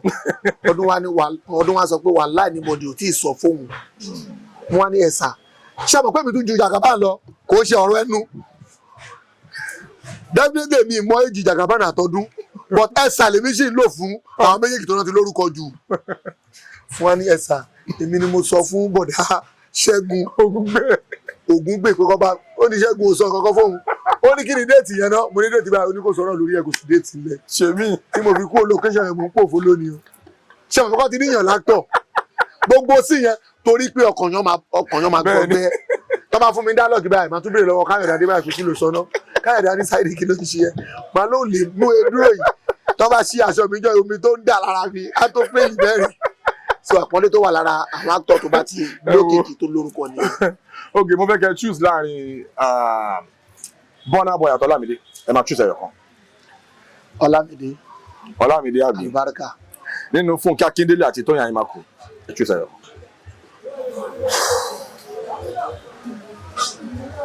torí mo sì súnmọ́ Tóyìn ju Fúnkẹ́ lọ mi ti bá Fúnkẹ́ ṣiṣẹ́ rí mo ti bá Tóyìn ṣiṣẹ́ rí mo choose Tóyìn torí ọkọ ẹ̀ èèyàn mi lọ́kọ ẹ̀. Wow. Nínú Alhaji Wasiu Alabi Pasuma àti Dr. King Saheed Òṣùpá ẹ choose ẹ. Olúfimọ́ àtọ̀gá ńlá ẹ̀mí kan. Tolótó ló fẹ́ ṣé bí ọ̀kìn ṣùgbọ́n kò láṣọ àránlé bàárẹ̀ ní ìfẹ́ ṣé bí Àyìnlá ẹ̀ sọ fúnru wọn pé wọ́n ṣe wàhálà gidi gan. Ṣé láàrin yẹn bàbá mi làwọn méjèèjì. Ẹ bá wo live kan tí mo ṣe kọjá tí mo sọ pé Alhaji Wasiu Alabi Pasuma wọn òbí yín dàgẹ́ máa post mi fún birthday mi Alhaji Saheed Òṣùpá wọn òbí yín dàgẹ́ máa post níjọ́ birthday mi Alhaji Musiliu Ayinde ọmọ Akínsọ́yà Gbádéwọ̀lúwà wọn òbí yín dà bọ̀ káàdì sọ pé adárúkọ àwọn mẹ́ta torí mo mọ̀ pé àwọn méjì máa busy but alhamdulillah Alhaji Musiliu Ayinde ọmọ Akínsọ́yà wọn post wa lọ́jọ́ bí wa. Kí ni relationship tó wà lẹ́rìn àti Alhaji Musiliu Akínsọ́yà MC Olúọmọ? N ò mọ bí olórí ìgbéyàn rí òun bá lọ yan tèmi ẹni tó bá ṣe pé ẹ̀mí ṣe yọ ẹ̀mí tá à ń wò yìí tó bá ṣe kó ṣe yọ fún yàn mo lè yọ ẹ̀mí mi fún Alhaji Musiliu Ayinde ọmọ Akínsọ́yà. Wow. Even though ẹ kọ́ dàbí pé bí àmú kan dárúkọ ọ̀rẹ́ mi olówó mo ti sọ̀rọ̀ kọ́njọ́ kan pé wàláì tó lu ọmọ bá ń ṣàárẹ̀ mo lè gbé ẹ̀mí mi kọ́ fi dá padà sí ti ó ní orú ọ̀rọ̀ orí burúkú wo mo ń sọ yẹn. Ọ̀rọ̀ yẹn lọ fà. Ó ní ṣé tí mo sọ ò dání ó ní tí n bá sọ táwọn ẹbí mi gan bá gbọ́ wọ́n máa rí mi bí ẹni tí ó wà responsible. Ìfẹ́ ló máa ń múyàn ṣe ọ̀rọ̀ sọ. Kẹ́lẹ̀ mọ́ bí tí ìfẹ́ yẹn dé because tí mo ṣe gbà fún Alhaji Musiliu Ayinde ọmọ Akínsọ́yà ní pé olórí tó ṣe pé ohun tó bá ń fẹ́ fúnra ẹ̀ ló máa ń fẹ́ fọ́mọ ẹ̀yìn orí àwọn tèmi máa ń bá ṣe nìyẹn gbogbo ẹni tó bá là tí ò la ẹni tó wà lábẹ́ ọ̀là àbànújẹ́ ló ní. 2 questions ni ìfẹ́ bèrè next. Kí ló bá yín nínú jẹ́ jù in the course of your career àti pé kí ló dùn mọ́ yín nínú jù? ohun tó bá mi nínú jẹ́ jù tó yẹ pé tí mi bá rí ṣe láàrin ọ̀sẹ̀ kan ó máa ń bá mi nínú jẹ́ tí mi bá rí ṣe láàrin ọ̀sẹ̀ kan ó yẹ kó ní eyín tí mi rí ṣe láàrin ọ̀sẹ̀ kan nǹkan tí mo dẹ̀ ń sọ yìí ni pé tó bá yẹ pé léèyàn kan léèyàn fẹ́ lò tó bá yẹ pé hòtẹ́ẹ̀lì èèyàn fẹ́ lò téèyàn máa ṣílẹ̀kùn tẹ́ àwọn ènìyàn máa wọlé ẹ ti gẹ́ tí mi bá rí ṣe láàrin ọ̀sẹ̀ kó máa ń bà mí ní jẹ́ gan ṣẹ́gẹ́ torí I love something like that ó dàgbé mo mú wá látọ̀run ẹ̀bùn nìyẹn. ẹ lọ́ọ̀ kẹ́ máa dóbò. Dábàá rògbò yẹn dólẹ̀ ẹ̀ náà.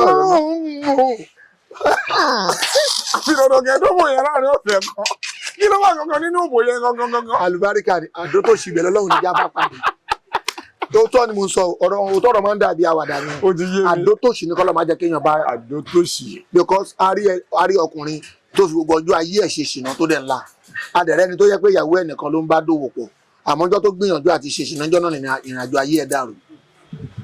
Kò ń ṣẹlẹ̀ bẹ́ẹ̀. Ó ń ṣẹlẹ̀ bẹ́ẹ̀ dáadáa. Ọ̀nà tí lágbájá gbà kọjá tó lá ẹlòmíì lè gbà kọjá kó bá dánwó pàdé ń bẹ̀. Bẹ́ẹ̀.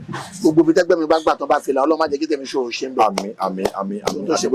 Àti gbogbo àwọn tó ń wò wá nílé. Àmín lágbára Ọlọ́run. Saheed Osu ní industry in time kan Jaiye Kuti jáde àti Jaiye sọ pé wọ́n ti máa ń sọ pé bọ́ pátá kí n tó fún ẹ ní role ó máa ń ṣẹlẹ̀ sáwọn èèyàn pé bọ̀ kò ṣẹlẹ̀ sáwọn orí so àwọn ò believe kó máa ń ṣẹlẹ̀ sí àwọn obìnrin ìgbà tó wá yá lẹ́yìn ìgbà yẹn ni ọmọ bọ̀tí náà wá jáde ọmọ bọ̀tí kan náà òun wá sọ pé èdè tóun ṣe quit industry wa ni pé àwọn marketer wọ́n fẹ́ gba pátá ń di òun dandan òun ò pé òun ò lè bọ́ pátá fún yín o òun àyàmọ̀ fi industry yín lẹ̀ fún yín ni kí ni experience yín kí ni lẹ́lẹ̀ sọ nípa situation yẹn nínú industry tó ló máa ń ṣẹlẹ̀ àwọn kan gbà kó ń ṣẹlẹ̀ àwọn kan gbà kó ń ṣẹlẹ̀. ó máa ń ṣẹlẹ̀ rẹ̀ ó ń ṣẹlẹ̀ gangan bẹ́ẹ̀ sọ ló ṣe ṣẹlẹ̀ àmọ́ tún múrọ̀ dání. bí ti báwo. nǹkan tó fi múrọ̀ dání ni wípé ṣe rí iṣẹ́ tíátà wa tá à ń ṣe yìí nǹkan tí a fẹ́ ṣe nígbà míì táwọn ọkùnrin ta ní self discipline tá a fẹ́ ṣe àwọn obìnrin wa tó wà ní theatre industry wọ́n máa ń jẹ́ kéèyàn ṣe ń gbà mí.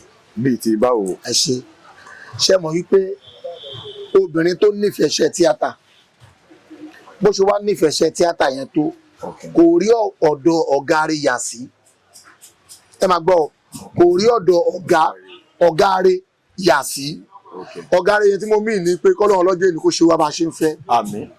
ó ní pé ọ̀gá ẹ̀ kò mọ̀ art kò mọ̀ ṣe kankan ẹni tí ò ní nǹkan kan lọ́pìtẹ́sì kí ló fẹ́ kọ́ mọ ọmọ tó dẹ̀ wá báyìí ọmọ yẹn fẹ́ jẹ́yàn nídìí iṣẹ́ tíátà ṣé wàá mọ̀ pé nígbà tó bá láǹfààní àti lọ sí location káwá sọ pé ó rí Mr. Jeff Owólẹ́wà the finest man I've never seen always looking good jagunjagun tó yàtọ̀ sọlọ́dẹ ẹni obìnrin pọ̀ lọ́nà torí tẹ́lẹ̀ yọ̀bà àti ẹ̀jọ́ kọ̀ òun kó jálè ṣé mọ̀ kó wá rí yín ní location ó wá mọ̀ pọ́gà òun ò tí lórúkọ tó Jeff yẹn Mr. Jeff ẹ káàsán èmi ni mo chat yín ní last week kò chat yín o èmi ni mo ń chat yín tẹsán pé àmẹni tó ń sọ̀rọ̀ Mr. Jeff náà ti máa wò pé àwọn gates for àwọn figure eight ṣé mo àti ń ro nǹkan mi because ìwọ tó wá introduce ààrẹ sí mi kí ló expect so ṣe location náà ló ṣe máa sùn tílẹ̀ máa location yẹn ló máa sùn tílẹ̀ bá ṣú a máa sọ̀rọ̀ tí bá ṣe tán because mo ń ṣe nǹkan lọ́ba ṣe mo láti máa sọ̀rọ̀ yẹn lójú ẹ̀ òun fúnra rẹ̀ ṣe kí ni ó ní interest kò sírú obìnrin tó fẹ́ wọ theatre industry ó lè hate gbogbo àwọn ọkùnrin táwa ń bẹ̀ bẹ́ẹ̀ni tẹ́mi bá ugly bí mo ṣe ugly ṣẹ́yìn tún ugly ni mo fi ń ṣe ìsàlẹ̀ ti gẹ̀ so tó bá wá débẹ̀ tó bá sọ pé lílọbẹ̀ tóun lọbẹ̀ yìí mi ì bá òṣì lọ o mi ì bá kinní kan irọ́ ló wà ń bẹ̀ torí pé iṣẹ́ wa tá à ń ṣe ní hòtẹ́ẹ̀lì àti ń ṣe screenplay òjò wa ń rọ̀ ń ta àbí tí mo sọ yẹn òjò yẹn bẹ̀rẹ̀ láti bí nǹkan bíi 8:30 ó wá stop bí nǹkan bíi 1 kò wá rí ọ̀kadà ṣé mo kó ti kú òun rúùmù tó ti fi wálẹ̀ sí ẹ̀lú ọ̀gá mi mo ti ń lọ ilé ẹ wo mi ò rọ́kadà mo ti ń padà bọ̀ ọ̀gá nìkan rẹ̀ ló sunu yàrá aṣọra àbí òní ṣọra aró tó wẹ̀ àbí òní àdèmẹni tó ń jarunpá nú àwọn méjèèjì nígbà bá wá jarunpá lórí tí tó wẹ̀ bá wá tú sáà ní kan lura wa so àwọn obìnrin wa náà sáìdì kan nìyẹn sáìdì ẹlẹ́ẹ̀kejì ni pé wọ́n gbọ́ pé Mr. Saheed Ayinla Lawal fẹ́ ṣiṣẹ́ wọ́n fẹ́ produce ẹni tí ò mọ̀ mí á bẹ̀rẹ̀ sí ni máa pè mí ọ̀gá mi gbọ́dọ̀ má sí nínú iṣẹ́ yíyan ó kọ̀la màá ti dé àrókò kí ló pa fún mi mo fẹ́ bẹ̀rẹ̀ fíìmù lẹ́lọ́ sọ fún mi pé o máa dé ní ó kọ̀la ṣé ẹ mọ̀ pé tó bá dé ló kọ̀la lóòótọ́ tí nǹkan bá ṣẹlẹ̀ láàrin wa ó ṣeé ṣe pé ó yá ọmọ yìí ò tiẹ̀ pọ́n wálé ẹ bá wa fi jín sí ìtò dáa ẹ bá wa fi kẹ́ ẹ ti mi mọ̀ bóyá láyé mi yẹn yé yín so ṣe rí ẹ jẹ́ ká tún dúpẹ́ lọ́wọ́ ẹni tó rí ni tó mọ́ni lójú ní indọ́sítì tó bá tiẹ̀ tí àwọn ọkùnrin ibẹ̀ tó bá rí obìnrin kan pè é pé àwọn fẹ́ fẹ́ oore ni wàláì oore ni torí báyìí máa ń sọ àwọn onítíátà lẹ́nu àwọn tí wọn kì í ṣe onítíátà wọ́n tún bàjẹ́ jà wá tá à ń ṣe lọ ilé ayé yìí láti rí mi ò kí ń sùn ilé ayé yìí láti rí mi ò kí ń sùn mi ò kí ń sùn ẹ jẹ kẹ́ ẹ mú o torí tí géèmù bá bẹ̀rẹ̀ mi ò kí ń sùn o ẹ wá ibẹ̀ oyè mi dáadáa ẹ má láti ẹ má là dáadáa. ókè tí mo mí ni pé ẹni yẹn á sọ fún girlfriend ẹ pé gbogbo fàájì tó bá fẹ́ ṣe sí mi lọ́rùn ṣé ń sìn o nǹkan tó wọn bá mọ̀ kó máa mú tó máa fi ń hàì gbá o torí tí géèmù bá bẹ̀rẹ̀ tílẹ̀ máa fi mọ́ ni mi kì í sùn ṣé ẹ mọ̀ pé orú obìnrin tó ríru adùn yẹn kò ní fi bẹ́lẹ̀ tọ́lọ̀ tó wá ṣe nìyẹn náà látọ̀ ṣe mọ̀ kó máa lẹ̀ pọ̀ mọ́ orú obìnrin yẹn wá ní fẹ́ jẹ́ kí orú ọkùnrin yẹn déètì obìnrin míì wọ́n á bẹ̀rẹ̀ sí sọ pé yẹn torí pé ọ̀gá fẹ́ bóun sùn tóun ò gbà náà ṣe fóun níṣẹ́ ṣe mọ̀ kó ti yí nísìnyí a máa rí obìnrin míì tọ́kùn fúnra rẹ̀ ló máa sọ pé yẹn ọlọ́run ni màá torí pé mo fẹ́ fúnṣọ́ nu fíìmù èèyàn àwọn ló fẹ́ bá mi sùn irọ́ ni o nígbà tọdún bá dúró kẹ́pà wàtá àjọkùnrin àbí bàrà Fẹ́mi Adébáyọ̀ tó fẹ́ ya fíìmù tí mò ń bẹ lọ́pọ̀ lọ́run jẹ́ kí kọ́ tiẹ̀ nínú mi kọ́ pè mí tí wo obìnrin kan wá ní privilege àti lọ sí location yẹn tó wá kúnlẹ̀ ẹsẹ̀ méjèèjì síwájú bàrà Fẹ́mi Adébáyọ̀ o mọ̀ bóyá ìyàwó ilé ẹ̀ wà ń bẹ̀ bóyá girlfriend wàá kúnlẹ̀ sí wọn lẹ́ àti máa gbọ́ wọlé wọn lẹ́sẹ̀ bàrà Fẹ́mi fíìmù tí mo wọ lásìkò ẹ̀ fọ́ọ̀nì ṣe mọ̀ pé yẹn náà máa gbọ́ orí bu wuri ṣe mọ̀ yẹn ò ní fẹ́ ṣòótọ́ torí obìnrin tó wà kò sí wàhálà àti bá ti ṣe tán sí máa rí ẹ lẹ́yìn ìsìn nìyẹn ṣẹgẹ so ó wọnú ara wọn ọ̀gá tó ń fi script dúró mọ́ ó wà but èyí táwọn obìnrin náà ń ṣe tàbá wà ní location gbà mí tí sì ò tí ì kan obìnrin míì wọ́n lè wọ ordinary pint tó máa débi ojú òdẹ kí n rà rẹ wà kó má kì í olójú kò mọ́ ò lọ ẹ ti rí pé gbogbo àwọn nǹkan yẹn náà so kọ́kọ́ jọ láti má fi ba orúkọ àwọn ọkùnrin jẹ́ kọ́ máa bá wa yọ kúrò ń bẹ̀ pé kì í ṣe script nìkan ni wọ́n fi ń dún àwọn obìnrin àwọn oníṣe náà ṣe kí ni oníṣe pọ̀ láàárín àwọn obìnrin yẹn ẹlòmíì máa lóhùn àwọn àtàtì ẹ̀ tí lórúkọ tó wọ̀nyí máa ráwọn èèyàn mìíràn mo fẹ́ join ní school yìí o Bouncy City School of Drama mo fẹ́ join ní school yìí o kò ń ṣe pé wá join ní school o ó ní interest nínú wa ni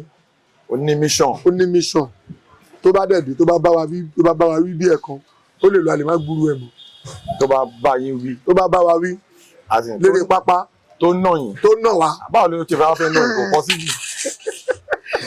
ànàmọ́lẹ̀ wa ànàlátẹ̀yìn wa ànàlátòkì wa àmọ́ ọjà tó gbé wa èyí tó bá fi bá wa wí ó lè lọ ká má tún padà ríra mọ́ ó ti gé ní mission ẹ̀ pẹ̀lú wa nìyẹn. ṣe àkóyè yẹn náà lè dé ta kó láwọn onítíátà yẹn olórí burúkú ni wọ́n olùsáyédè ṣìyẹn náà gbé lọ bá nìyẹn ló fẹ́ sẹ́sì mi ẹjọ́ èèyàn mélòó ni mo fẹ́ pè pé àtijọ́ ní nǹkan pọ̀ ṣèbẹ́ni tóun sọ̀rọ̀ fún ni ìyẹn ló máa ń túmọ̀ sí pé tó bá sọ̀rọ̀ èèyàn láìda ṣebí ìtò bá gbọ́ ló máa mọ̀ pọ́n sọ wọ́tọ̀ fi ìtò ògbọ́n tó fi ba ayé èèyàn jẹ́ gbogbo ibi tá a ti máa ráṣọ àti ibi tá a máa ráṣọ ẹlẹ́dàá ìyá àti bàbá wa kọ́lọ́n kú sọ wá bí àtọ́lọ́run tó dá wa. Àmín. Saheed Osu in the industry mo mọ̀ pé you are very intelligent very knowledgeable when it comes to Yorùbá core tradition. Mo dẹ̀ mọ̀ pé ayé ta wà yìí ọ̀làjú ó ti bà nǹkan jẹ́ gan.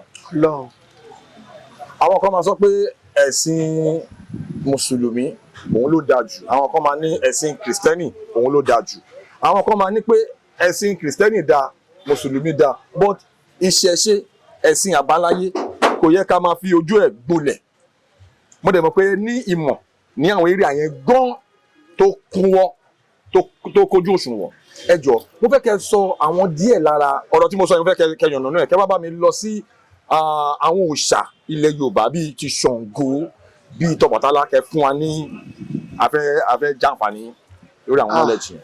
Olótù ṣe rí àdìtú ọ̀rọ̀ ńlá ni lórí tó bá ti jọ mọ́ sí Elédùmarè àbí tọba tó láyé tó lọ́run òun ló láde tú ọ̀rọ̀ ẹ̀, ọ̀rọ̀ Ọlọ́run ò ṣe tú o. Àmọ́ gẹ́gẹ́ bí táwa bá lẹ́nu àgbàlagbà wọ́n ní àṣà ló bí ẹ̀sìn, àṣà ló bí ẹ̀sìn, ẹ̀sìn wá dàgbà tán ó níyàwó ọmọ wa wù. Àṣà ló bí ẹ̀sìn, ẹ̀sìn dàgbà tán ó níyàwó ọmọ wa wù.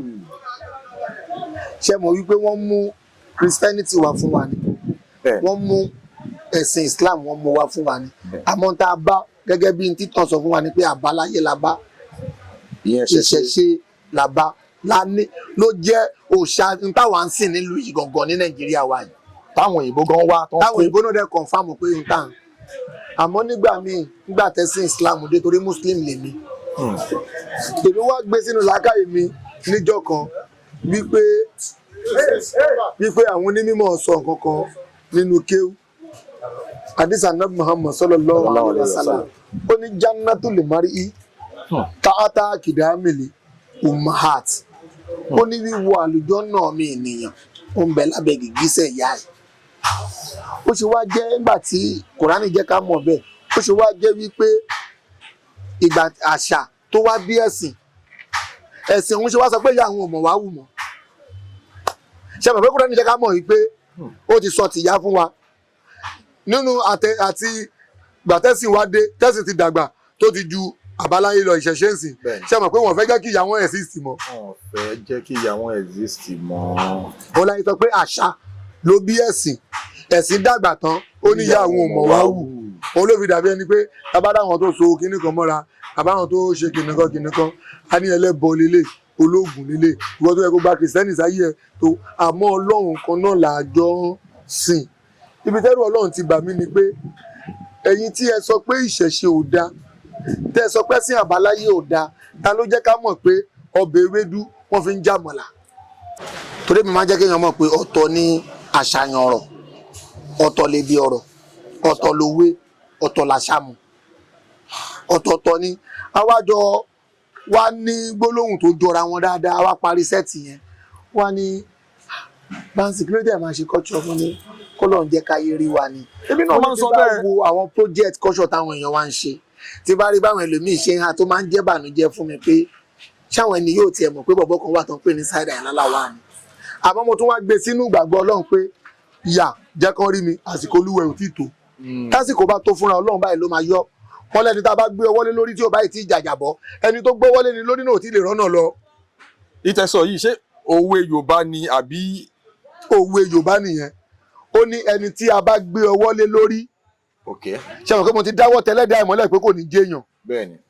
Wọ́n wá ní ẹni tá a bá dáwọ́ tẹ̀ tóun náà báyìí tí jàjàbọ́ o, ẹni tó gbé ọwọ́ léèyàn lórí náà kò tí lè rọ́nà lọ because ìwọ tó tẹ́lẹ̀ dẹ̀yàn ó gbọ́dọ̀ dúró. Ibẹ̀ náà ni ìwọ náà wà. Bó ṣe wá dúró tì yẹn, ohun tó bá mọ̀ pé yé ọwọ́ ń ro mí o, a ga sókè ni. Tó bá dẹ̀ ti ga sókè o ti bọ́ lọ́wọ́ ayé nìyẹn. Ẹ jọ̀ọ́ ẹ fún wa ní synopsis lórí òòṣà Ṣàngó. Mo love story yẹn gan. Àwọn nǹkan tí wọ́n sọ ṣé tí English bá ti ń kọjá kádàrá mi ò ní bọ̀. Synopsis tẹ̀ sọ yẹn mi ò understand. Ẹ̀kọ́ sọ ṣókí nípa òòṣà Ṣàngó. Ṣàngó Ọkọya. Ṣàngó jẹ́ òòṣà tó jẹ́ pé iná lójú, iná lẹ́nu, àkàtà yẹ́rìyẹ́rì. Ṣàngó burú nínú òòṣà. Ṣàngó ò fẹ́rọ́. Ṣàngó ò fẹ́rọ́. Ó ní ìbáṣe máa ń dàgbà láti fẹ́ kí Ṣàngó pa ẹ̀ lẹ́sọ̀pẹ́ ní tí Ṣàngó bá pa lójú èèyàn. Ṣàngó máa ń pààyàn nípa ẹ̀sìn ló máa fà á ya pẹ́rẹpẹ́rẹ ni. Nínú Ṣàngó àti Ògún, èwo ni ò kí ń gbàbọ̀dè tí kò kí ń ṣàbòsí?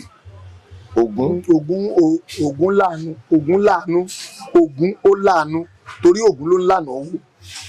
Tí nǹkan bá fẹ́ díjú fún yàn wá ní lọ bọ̀gún, ó máa rí kú, ó máa rí aburú, á tún rí àdánwò fún yàn, á wá la ọ̀nà owó fún yàn. Ṣẹ́rí téèyàn bá fẹ́ ṣe ìnáwó, tó bá wò pé ìnáwó tí mo fẹ́ ṣe yìí ọlọ́mọ máa jẹ rí wá lámájẹ rí wá ní lọ bọ Ògún, lọ bọ Èṣù. Àmọ́ tó máa kọ́kọ́ sọ fẹ́ pé kó kọ́kọ́ lọ bọ ni pé kọ́kọ́ lọ bọ Ògún, Ògún á lànà ẹ̀dọ́dọ̀ Èṣù. Èṣù á fàṣẹ sí pé tí ó bá dijọ́ náà lọ́hùn mi ní ṣí ẹ́. Ṣẹ́gẹ̀t Ògún ló máa lọ sọ̀rọ̀ Èṣù fún. Tẹ́ bá níbi tó ti ń bọ̀gún, tó tó bá ṣe ń ta epo lé Ògún lórí wọ́n máa fi tèṣù fún lẹ́gbẹ̀ẹ́ ńbẹ̀ èṣù láàlú ògiri òkò wọ́n á ta epo tiẹ̀ náà lé lórí torí pé Ògún ló máa bẹ̀ lọ́wọ́ ẹ̀ sí èṣù pé ọjọ́ yìí o kéṣù má ṣe wá o ká má ra dánwò ká má rí wàhálà. Now advice ọ̀lẹ́ lè fún àwọn tí wọ́n ń bọ̀ lẹ́yìn tó fẹ́ darapọ̀ mọ́ eré tíátà.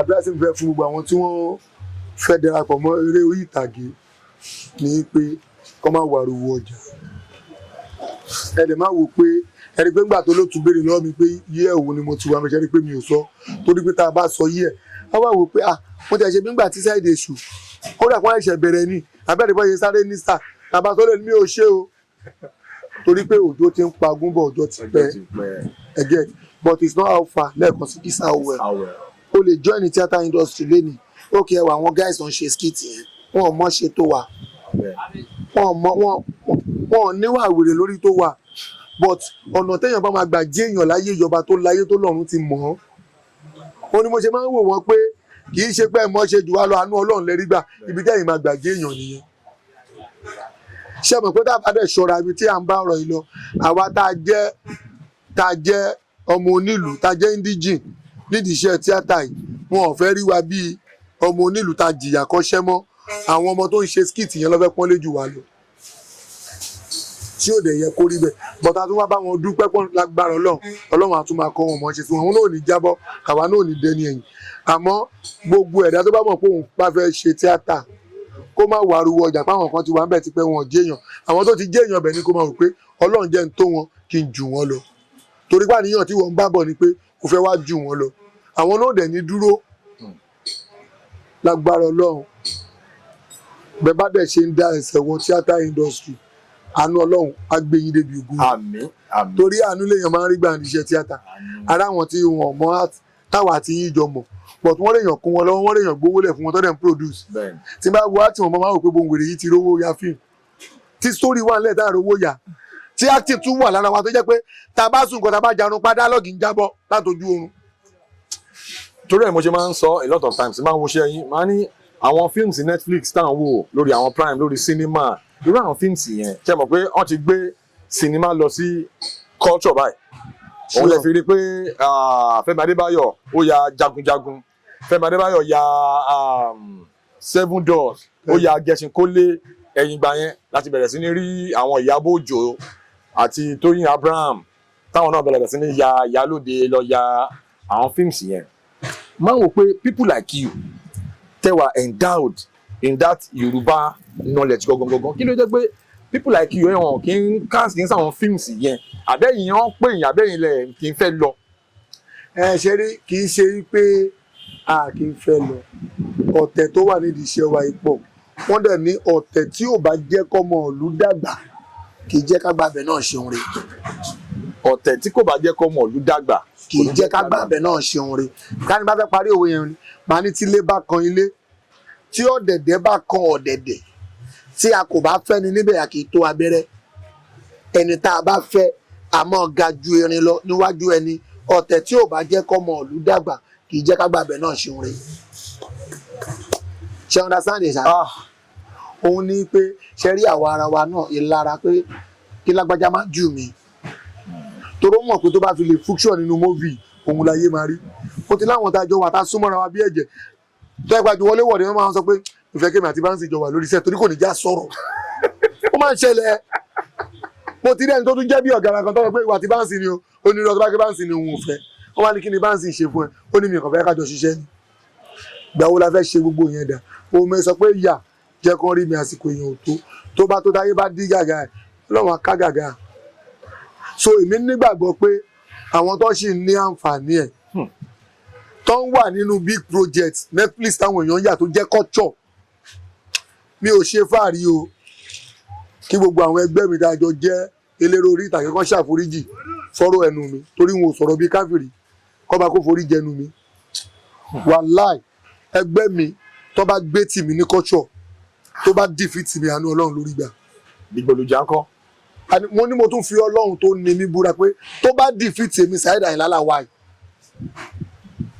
mo lè fi tíátà lẹ̀ torí kíkọ́ ni mímọ̀ ní ìṣọmọ babaláwo but àkọsílẹ̀ ó ṣàgbà àkọsórí àkọsílẹ̀ ó ṣàgbà àkọsílẹ̀ ni pé ṣe mọ̀ pé tí máa fi pe ọ̀gá mi ẹ̀ sà kíní tẹ́ kọ́ wa ibi tẹ́ ti sọ pé kíní yẹn kí lẹ pè ń bẹ̀ ṣe mọ̀ torí pé mo ti kọ́ sílẹ̀ tí máa fi pe ọ̀gá àkọsílẹ̀ mi ló máa kọ́ mi àwa lọ sí ìwé yẹn ifá ní kọ̀nàjọ́gbọ́n àwọn onúgbó ìjọkùn ọ̀rọ̀ awọ ọ̀dọ̀ ó ní máwọ̀ máwọ̀ àwọ̀ èjòlá adébábú èrìgì àlọ́ tó lóun ó jọgbọ̀n obì tán o wọ́n ní wo èrìgì àlọ́ kọ́ ọ tó jọgbọ̀n obì tán ire gbogbo àdàwà o ògìrì ire gbogbo àdàwà ibi abá fi yọ̀ sí iyọ̀ ṣomi tiẹ̀ sí ire gbogbo àdàwà o ògìrì ire gbogbo àdàwà òkè kì í yẹ̀ tí fi wá gbẹbọ tiẹ̀ àbẹ́ni ibi tókè ti yẹ̀ wọ́n lọ gbé ẹbọ sí di òkè kan wọ́n wá ní òkè wá ń rìn bọ̀ ó fẹ́ wá gbẹbọ òkè kì í yẹ̀ tí fi wá gbẹbọ tiẹ̀ ire gbogbo àdàwà o ògìrì ire gbogbo àdàwà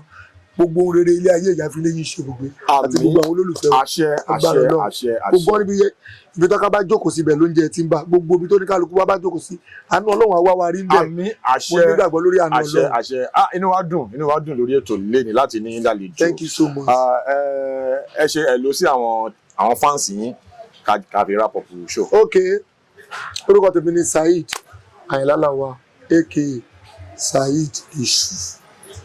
Mo dúpẹ́ lọ́wọ́ gbogbo ẹ̀yin lólùfẹ́ Saheed Àyìnlá Lawal ẹ̀yin tẹ́ jẹ́ bàbá mi ẹ̀yin tẹ́ jẹ́ màmá mi ẹ̀yin tẹ́ jẹ́ ẹ̀gbọ́n mi lọ́kùnrin ẹ̀yin tẹ́ jẹ́ ẹ̀gbọ́n mi lóbìnrin ẹ̀yin tẹ́ dẹ̀ jẹ́ ọ̀rẹ́ mi lọ́kùnrin ẹ̀yin tẹ́ jẹ́ ọ̀rẹ́ mi lóbìnrin ẹ̀yin tẹ́ jẹ́ àbúrò mi lọ́kùnrin ẹ̀yin tẹ́ jẹ́ àbúrò mi lóbìnrin àtẹ̀yin tẹ́ jẹ́ ọmọdé mo kí yín pẹ̀lú àpọ́nlé mo kí yín pẹ̀lú iyì pé gbogbo ohun tó bá ń ba oníkálukú yín nínú jẹ́ ní wákàtí tí mo fi ń sọ ẹ̀ Ọlọ́run á bá mi sọ dídùn mọ́ yín lọ́wọ́. Wọ́n wá ń sọ fún yín pé nídìílé ìyá nídìílé bàbá oore téèyàn máa ń tọrọ ní pé kọ́lọ́run kó ṣe wá lólú ọmọ Ọlọ́run á ṣe gbogbo yín lólú ọmọ. Mo fi kún fún yín wọ́n ní gbogbo orí tí ò bá là odù mẹ́rìndínlógún ní gbé ní dépò ọ̀la odù mẹ́rìndínlógún ọ̀hún ó dúró gẹ́gẹ́ bí fatia ni mo fi súre fún yín láti wákàtí bí mo ṣe ń sọ ní ọ̀dọ̀ olótú mi bẹ́ẹ̀ ló ṣe máa rí fún yín nílé.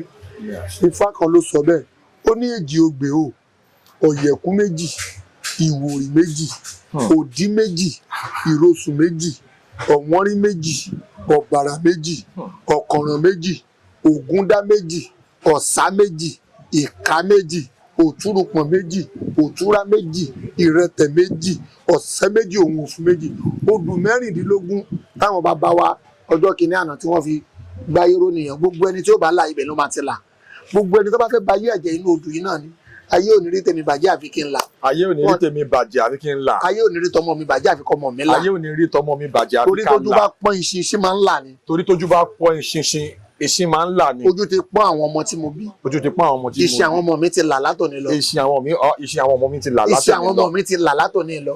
iṣẹ́ àwọn ọmọ mi ti là látòní lọ. èmi náà ti wá là látòní o. èmi náà ti wá là látòní lọ. torí ilá ló ní kí n là. torí ilá ló ní kí n là. ọlà ni mo bá dọ̀rẹ́. ọlà ni mo bá dọ̀rẹ́. ọlà ni mo bá dówó. ọlà ni mo bá lówó. torórí adé ni mo mú wáyé. torórí adé ni mo mú wáyé. láti wákàtí. orí adé tẹ́lẹ̀dá mi gbélé mi lórí. orí adé tẹ́lẹ̀dá mi gbélé mi lórí. kò ní jẹ́ tọmọ ẹlòmíì. kò ní jẹ́ tọmọ ẹlòmíì. bẹ́ẹ̀ ni kò ṣe rí thank you so much ọlá sọ́wọ́ tẹlẹ fàtíà. بسم الله الرحمن الرحيم الحمد لله رب العالمين الرحمن الرحيم مالك يوم الدين إياك نعبد وإياك نستعين اهدنا الصراط المستقيم صراط الذين أنعمت عليهم غير المغضوب عليهم ولا الضالين. Thank you so much. ẹ̀yin aráalé ẹ ṣeun gan Saheed Èṣù ẹ ṣé gan thank you so much I really appreciate God bless you. ẹ̀yin tèmi as I come your way next time on the same channel please do not forget to subscribe to my channel Jeff Owolewa TV and drop those beautiful comments. ẹ jẹ́ kí n mọ feelings àti opinion yín nípa interview Saheed Èṣù yìí lórí ètò lẹ́nu. God bless you for watching.